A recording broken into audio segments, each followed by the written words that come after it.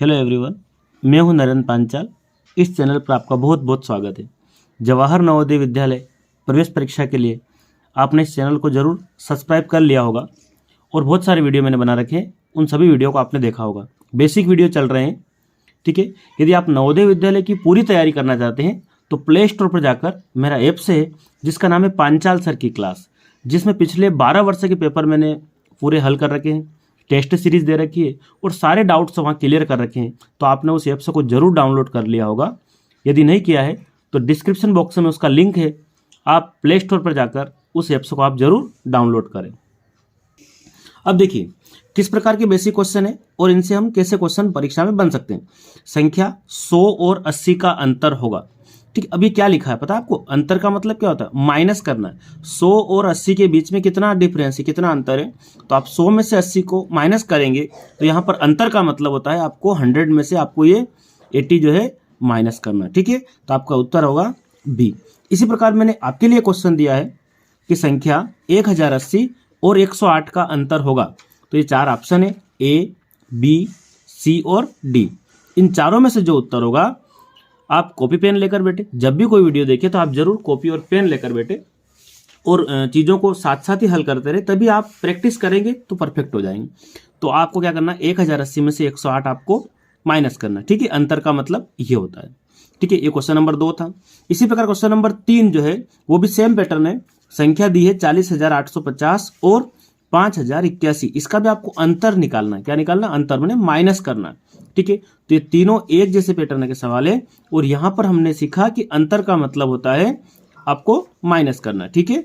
बड़ी संख्या में छोटे संख्या को माइनस कर देंगे तो आपका उत्तर आ जाएगा। तो अभी फिलहाल आप क्वेश्चन नंबर 2 और 3 को दोनों को हल करेंगे और इसका जो उत्तर क्या आने वाला है ये आप मुझे बताएंगे। तो ये बहुत आसान था, बहुत सरल है, इनको आप कर सकते हैं क्योंकि आपको जोड़ और घटाव तो आते ही होंगे। इसी प्रकार अगला क्वेश्चन है, एक नगर में कुल जनसंख्या 50,872 है, ठीक है। एक नगर में कितनी जनसंख्या है? कुल जनसंख्या कितनी बताइए, मतलब वहां पर कुल कितनी जनता है? तो 50,872 है। उनमें से पुरुषों की संख्या 25,325 है, तो महिलाओं की संख्या होगी, यानी कि यहां पर कहीं ऐसा नहीं लिखा है कि क्या, देखो फिर समझ लेते हैं कि कुल टोटल कितना बताया? 50,872 है। उनमें से पुरुषों की संख्या इतनी है तो बाकी क्या बची होंगी? महिलाएं बची होंगी। तो आपको यहां भी क्या करना है, यहां भी 50,872 में से ये कम करना है, लेकिन यहां कहीं नहीं लिखा है कि कम कीजिए, लेकिन आपको ये समझना है कि टोटल जनसंख्या कितनी है। ये 50,000 जनसंख्या मान लेते हैं, इनमें से पुरुष कितने? 25,000 है, तो लगभग 25,000 और महिलाओं की संख्या होगी।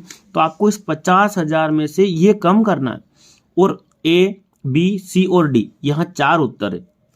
तो ये यहाँ कहीं भी नहीं लिखा है कि अंतर निकालिए, कि घटाव कीजिए, माइनस कीजिए, लेकिन आपको ये समझना चाहिए कि आपसे कुल जनसंख्या में से इतने पुरुष है तो बाकी बची हुई क्या होगी?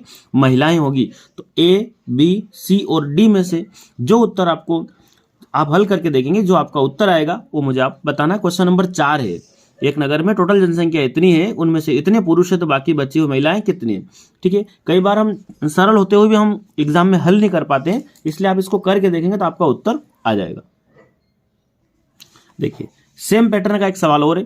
एक विद्यालय में कुल विद्यार्थी 872 है, उनमें से 560 संख्या छात्र है, माने लड़कों की संख्या है, तो छात्राओं की संख्या क्या होगी? यहां पर भी आपको कहीं अंतर नहीं लिखा है, न घटाव करने का बोला है। तो क्या पूछा है आपसे? कुल विद्यार्थी दे दे, उनमें से इतने छात्र है तो बाकी गर्ल्स कितनी होगी, छात्राएं कितनी होगी, ये आपसे पूछा है। तो ये जो है 5 नंबर है और इसको आप हल करेंगे। इसका क्या उत्तर आने वाला है, ये इसका उत्तर आप मुझे नंबर 5 डालकर बताएंगे, ठीक है। बहुत सरल चीज है।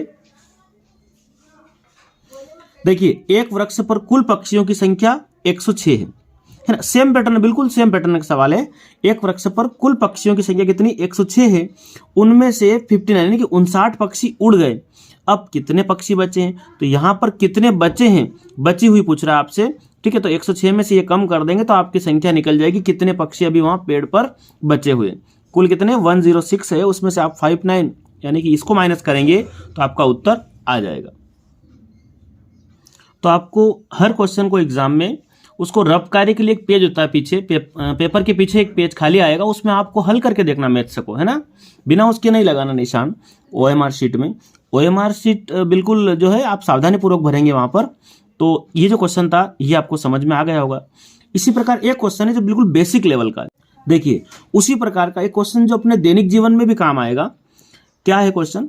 आप घर से 100 रुपये लेकर दुकान पर गए, ठीक है। कितने रुपए लेकर गए आप?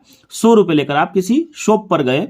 आपने 30 रुपये की कॉपी ले ली, 50 रुपये के पेन खरीद ले, है ना। वापस आपको कितने रुपए मिलेंगे? मतलब दुकान पर जाने के बाद आपको कितने रुपए वापस मिलेंगे? आप कितने ले गए घर से? 100 रुपये ले गए, ठीक है।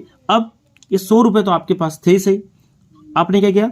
30 रुपये की तो कॉपी ले ली और 50 रुपये के पेन खरीद लिए। तो सबसे पहले हम इसको कैसे करेंगे? तो देखिए ये जो है आप दुकान पर ले गए 100 रुपये, ठीक है। आपने क्या लिया वहां से? 30 रुपये की तो आपने कॉपी ले ली, 50 रुपये के पेन ले लिए, तो ये इतना तो आपने वहां से सामान ले लिया। ये मतलब हो गया आपका कितना? 80 रुपये। आप 100 में से 80 माइनस करेंगे तभी आपका उत्तर आएगा। आपको दुकानदार कितने रुपए वापस देगा? यानी कि 20 रुपये आपको वापस देगा। तो बहुत सरल चीज है, यहाँ पर आपको कुछ ऐसा खास नहीं है, लेकिन ये पैटर्न आपको याद रखना। इस प्रकार के प्रश्न मिले तो आपको हल करना एग्जाम में।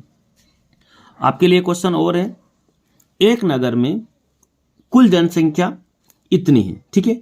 उनमें से पुरुषों की जो संख्या है वो 50,870 है, ठीक है। महिलाओं की संख्या भी दी है 31,250 है। तो बताइए बच्चों की संख्या होगी। एक नगर में टोटल जनसंख्या कितनी है? इतनी, ठीक है। और उसमें से पुरुषों की संख्या कितनी है? इतनी है। महिलाओं की संख्या भी दी है। तो बताइए बच्चों की संख्या क्या होगी? तो आपको क्या करना है? सबसे पहले तो ये संख्या है टोटल।